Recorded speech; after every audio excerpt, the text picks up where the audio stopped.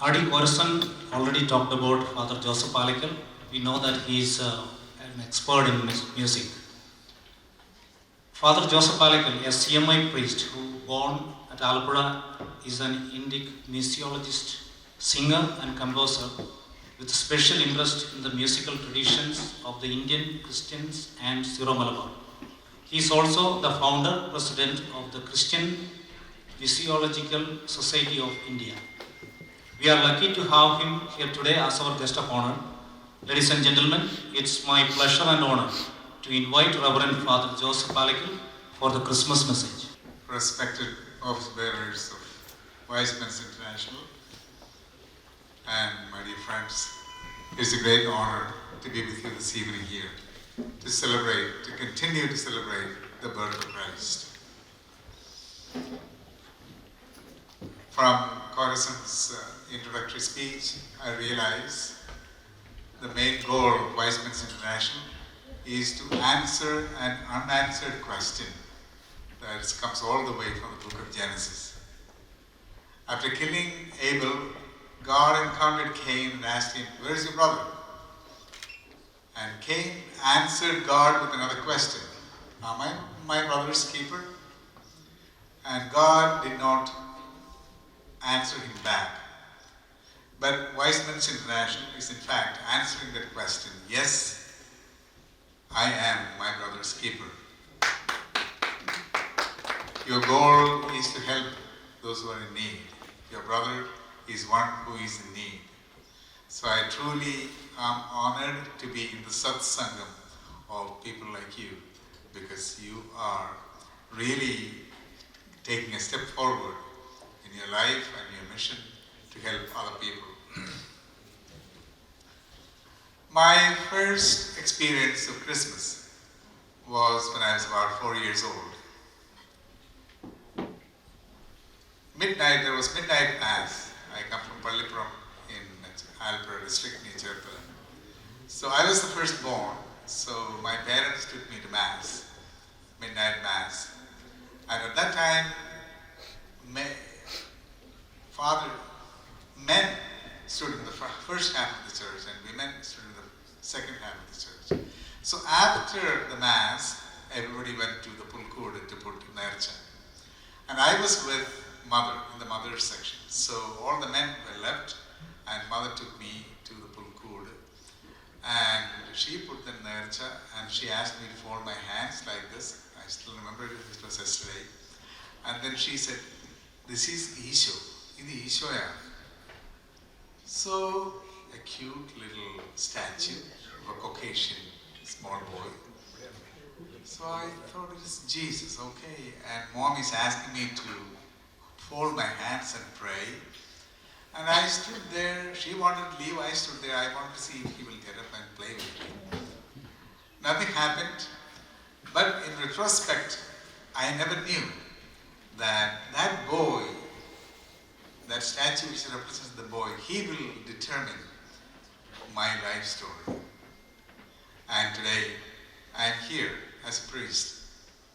23 years later, I was at Christ College in Bangalore studying, one of the topics was English literature, and we got acquainted with the poems of William Wordsworth. One verse that was struck at that time was, "Child is the father of man." Child is the father of man. Very controversial, very intriguing statement. The explanations that the professors gave, the 23-year-old brain did not appreciate. But then, that summer, this was in Bangalore, that summer I came back to Ernakulam, and there was a reason for me to go from Ernakulam to Kottayam. So I was in the train, in the southern direction, Kottayam direction. I was on the left side of the train. And as the train moved out of Ernakulam junction to the interior, there were small huts on the railway, near the railway track, and children, half-clad, dirty children, sitting in front of their houses. And when the train passed, when our compartment passed, all these children with great laughter said, "Tata, Tata, Tata." And I thought, Do they know me? I thought it was a little weird that these children are greeting me and they were so happy that they saw me for a fleeting second.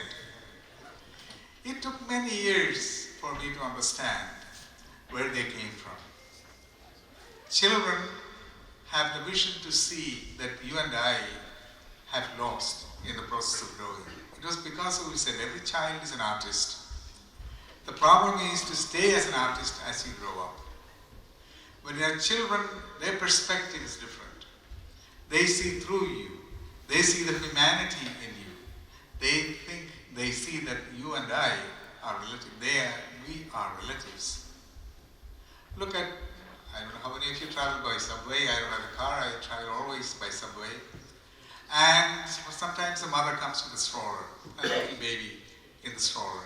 He looks at you and he smiles. Now I know why that baby smiles at me. Because this baby sees something in everybody in that compartment. The baby can see the universality, the humanity that he and we share. That is the message of Christmas, the humanity. Christmas is the celebration of the humanity. God became a human being. This form, he took the form of you and me. That's what we celebrate. Humanity. That we are all one. The question, who is my brother? The answer is the one who is in need. It doesn't mean of a color, of a status, of a language. It is humanity that we share. This I learned a few years ago. I had a revelation about Jesus Christ. Karasan was talking about my acquaintance with Aramaic language. My doctoral dissertation was on music in the chant in the Aramaic language. In fact, I studied, Thomas will be happy to know, the versions of Abel Lichen's Malayalam versions of the Suryani melodies. That was I transcribed and studied and analyzed that. So there's a connection. I haven't lost the connection with that great man. So, in order to do the dissertation, I had to learn Syriac. So I tried to learn Syriac. And then sometimes when you go somewhere, they would want me to sing in Syriac. So I learned some chants in Syriac. But the most important thing I learned was the Our Father, the Lord's Prayer. So, in Aramaic, in meaning, the Lord's Prayer that we recite, we used to recite before 1962, and I think Orthodox churches still recite in Aramaic. Malankara Church still recite in Aramaic. It's very interesting. The English translation is very faulty. It is very bad. We say Our Father. The original word, the Lord's Prayer begins the word Abun, Awun. Slight pronunciation between East Syriac and West Syriac. Abun, Awun, Dubasmaya. We translate it as Our Father, but that's not Father. Abba is Appa. We Malayalis adopted it into Appa. Tamilians too. Do Tamilians use that word? I think Tamilians also use the word Appa. That is Aramaic. Abba. We made it into Appa. Appa is the word that we use for male parent. Now, Jesus was very smart. What a statement. He asked his disciples to begin the prayer, Abun Dubasmaya. Abun Dubasmaya. The first person plural, genitive, is inflected into the word Abba. Abun is our Abba. The real word Abba is a word that children use at home in the Middle East, in the Semitic world, to address their male parent. So father is a wrong translation. The right translation would be daddy. Papa. Appacha.